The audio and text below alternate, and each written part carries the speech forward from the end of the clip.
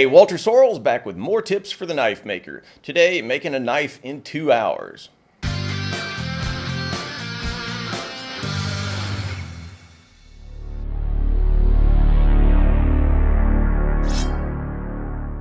Yep, we're going to forge a fully functional, no BS, for real knife and put a handle on it and do the whole schmear in 2 hours flat. The best knife in the world, nicest design, greatest fit and finish? No. But the plan here is to make a real knife, properly heat treated, a handle that won't fall off, edge geometry that will be useful for real tasks. Not a joke, not a stunt, it's a real knife. Can it be done? Stick around and you'll find out. The clock starts now.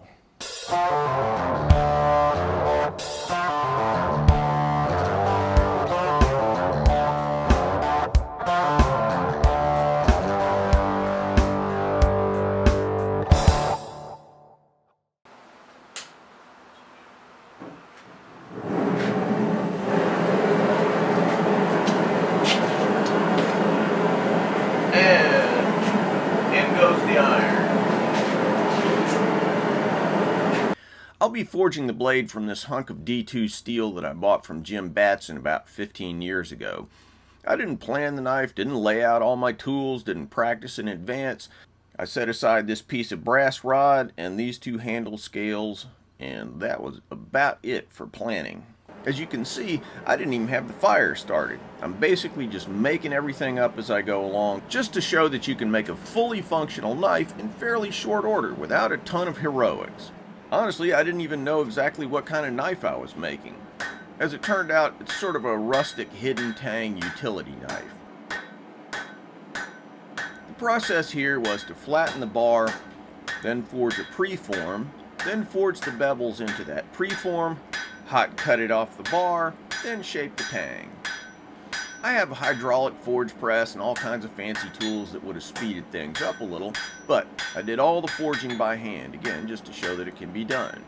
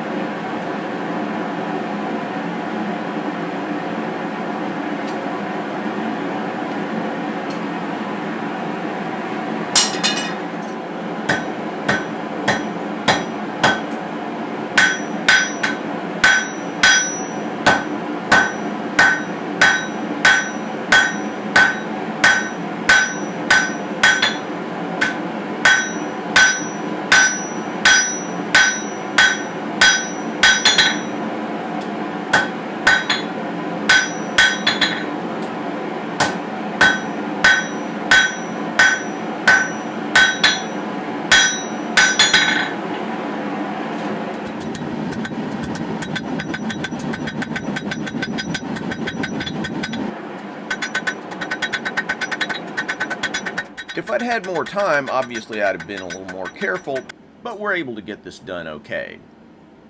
So there we are. Not the finest piece of ironmongery I've ever forged, but it'll do in a pinch. Next, on to the grinder.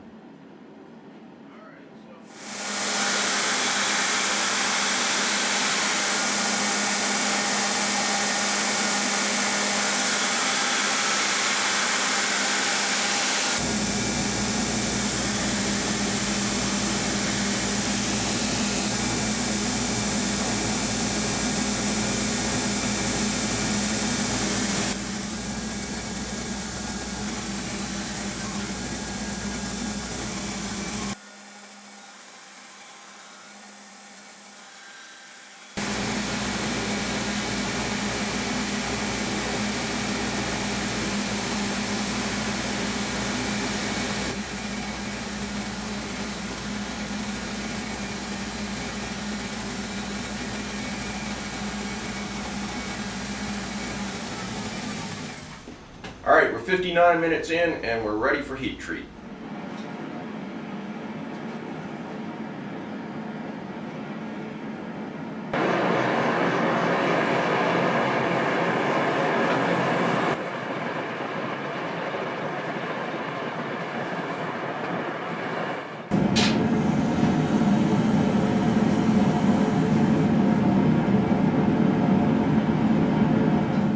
So I should mention one caveat. After a blade's quenched, it has to be tempered for a period of time. In this case, the blade will sit for an hour in my heat treating oven. Obviously, if that was done on the clock, then a 2-hour knife turns into a 1-hour knife. So I turned the clock off as soon as the blade went into the heat treating oven, took a break for lunch, did some paperwork, came back in exactly an hour. Incidentally, for those of you who've watched Forged in Fire and wonder how the tempering fits into the timing of the show, they actually shoot the show over the course of 2 days, and the knife maker himself doesn't get to oversee the tempering process.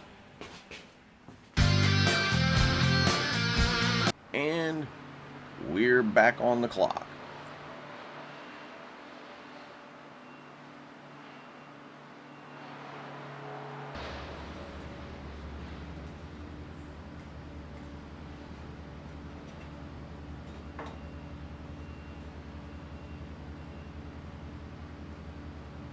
I'll use a couple of pre-made walnut handle scales. I don't actually make this kind of knife very often, so I don't have chisels that are properly made for hollowing out the handle. As a result, this was a little bit of a hack job.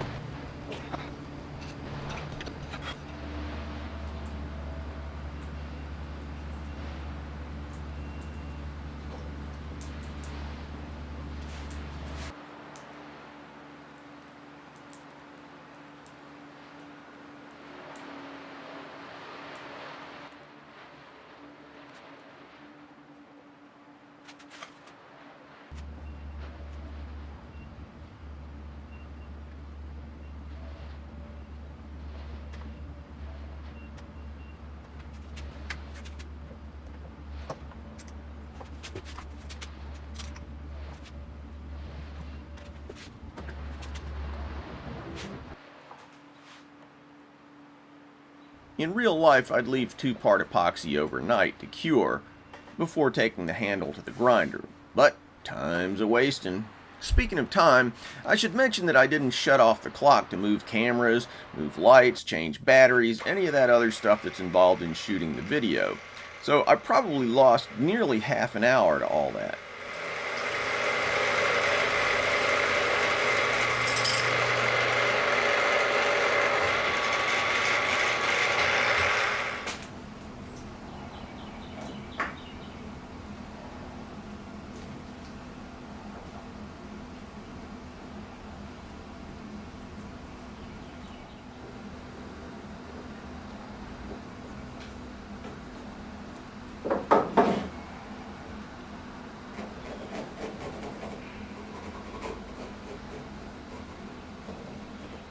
Now some shaping on the grinder.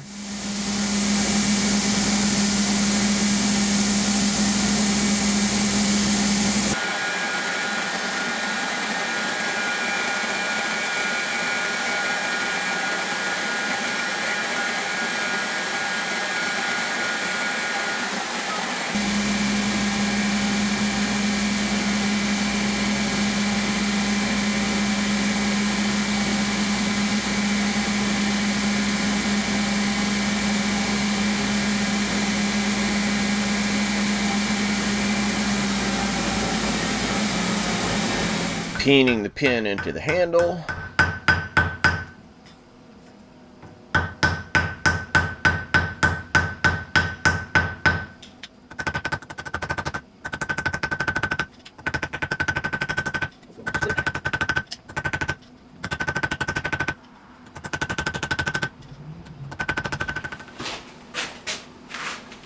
"28 seconds.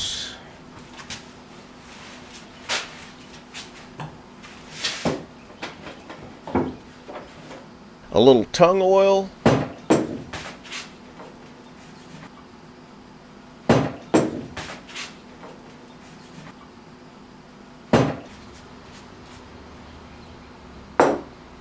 And there we have it.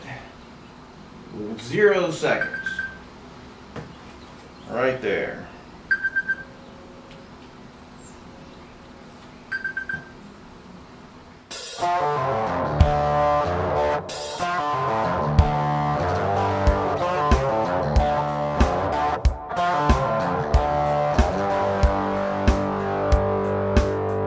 So sharpen it up and it does everything a knife's supposed to do.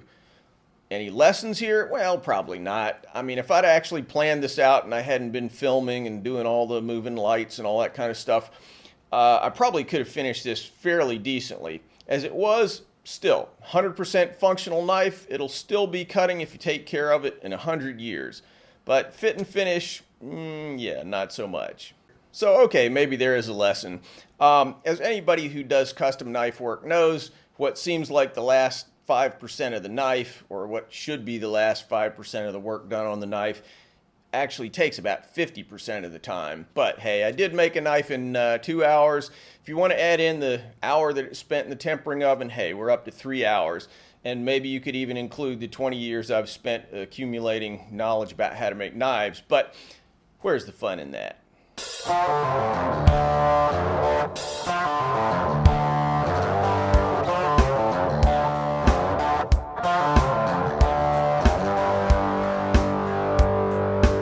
Thanks for watching, guys.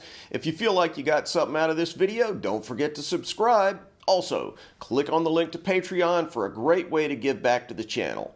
Plus, check me out on Instagram, Facebook, Twitter. Links in the description.